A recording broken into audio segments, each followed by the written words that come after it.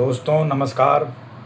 मैं एडवोकेट रामाकांत कुमार आप सभी का Ramakant Kumar legal tips channel में स्वागत है। देखिए दोस्तों, लोन लोग ले लेते हैं, पर्सनल लोन ले लेते हैं, होम लोन लेते हैं, ऑटो लोन लेते हैं, एजुकेशन लोन लेते हैं, कई प्रकार के लोन ले लेते हैं। लेकिन कुछ प्रॉब्लम की वजह से, कुछ समस्या की वजह से लोन समय पर नहीं चुका पाते हैं। फिर क्या होता है, उनका सिबिल स्कोर गिर जाता है और समय पर लोन नहीं चुकाने की वजह से डिफ़ॉल्टर घोषित हो जाते हैं। बैंक उस व्यक्ति को डिफ़ॉल्टर घोषित कर देता है। तो आज हम जानेंगे सिबिल स्कोर रिकवरी गाइड, कैसे आप सिबिल स्कोर रिकवर कर सकते हैं, पर्सनल लोन सेटलमेंट कैसे कर सकते हैं और डिफ़ॉल्टरों के क्या कानूनी अधिकार हैं, इसके बारे में जानकारी हासिल करेंगे। तो वीडियो में अंत तक बने रहिए। पर्सनल लोन का सेटलमेंट आपके सिबिल स्कोर को भारी नुकसान पहुंचाता है और क्रेडिट रिपोर्ट पर 7 साल तक सेटल्ड का निशान छोड़ देता है। हालांकि आप बैंक को पूरा बकाया चुकाकर NOC नो ऑब्जेक्शन सर्टिफिकेट प्राप्त करके और सिविल की वेबसाइट पर विवाद डिस्प्यूट दर्ज करके अपना स्कोर यानी सिविल स्कोर सुधार सकते हैं। भारत में पर्सनल लोन का भुगतान न करने पर डिफ़ॉल्टरों के पास रिजर्व बैंक ऑफ इंडिया द्वारा तय किए गए कुछ मजबूत कानूनी अधिकार हैं। पहला है लोन सेटलमेंट और सिविल रिकवरी प्रक्रिया। हम इसको जानते हैं। लोन सेटलमेंट और सिविल रिकवरी प्रक्रिया क्या है?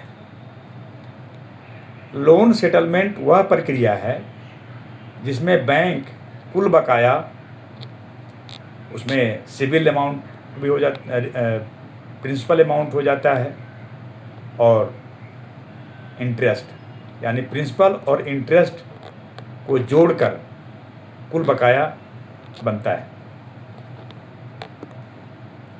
उस कुल बकाया को कम करके एक छोटी राशि पर समझौता कर लेता है।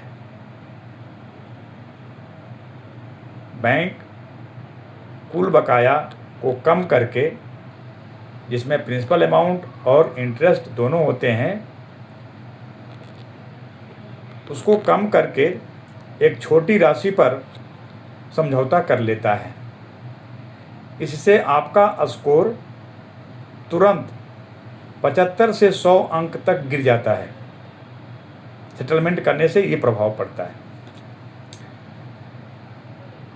सेटलमेंट जब हो जाता है, जब आप सेटलमेंट की पूरी रकम जमा कर देते हैं, तो बैंक से नो ड्यूज सर्टिफिकेट या नो ऑब्जेक्शन सर्टिफिकेट जरूर लें।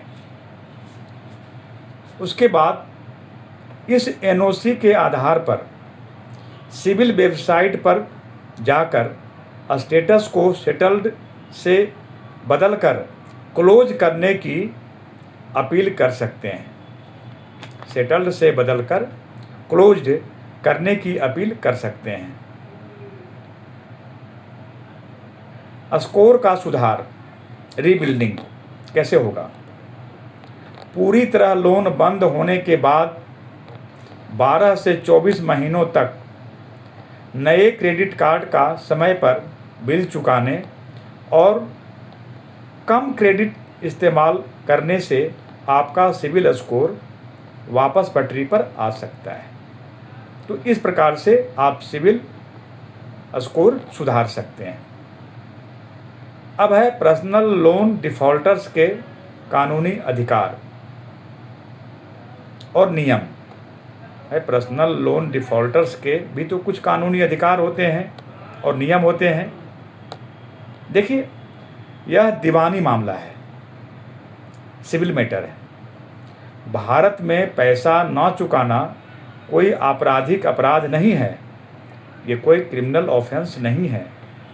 जानबूझकर धोखाधड़ी करने या चेक बाउंस के अलावा जेल की सज़ा और किसी में नहीं हो सकती है।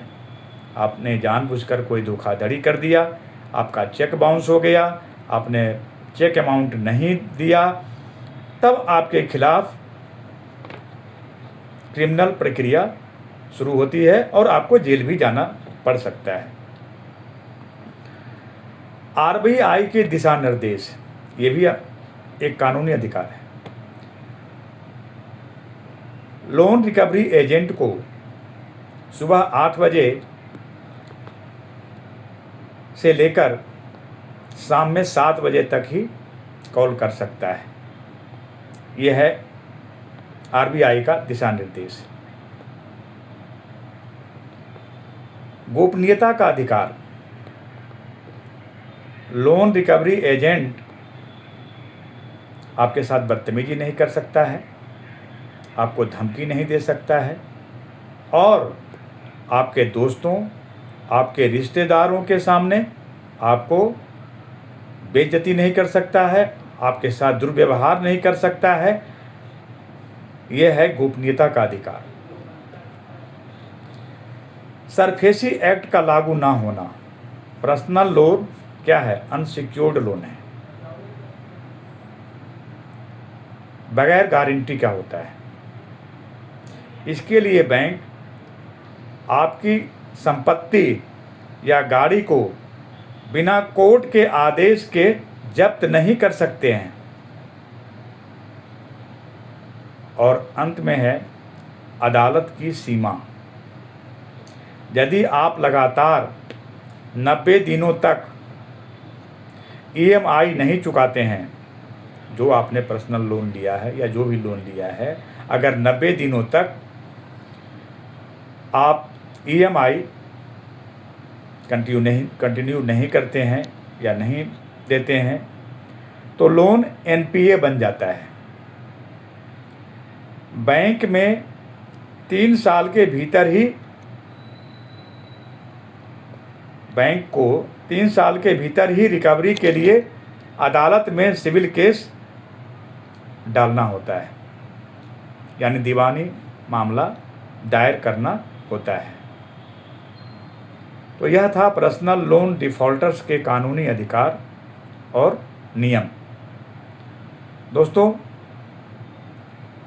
आप मेरे वीडियो को लाइक करें, चैनल को सब्सक्राइब करें और यदि कोई आपको सवाल पूछना हो तो डिस्क्रिप्शन में जाकर मेरा व्हाट्सएप नंबर है, मेरा ईमेल आईडी है, उस पर आप सवाल पूछ सकते हैं और हम उसका जवाब देंगे।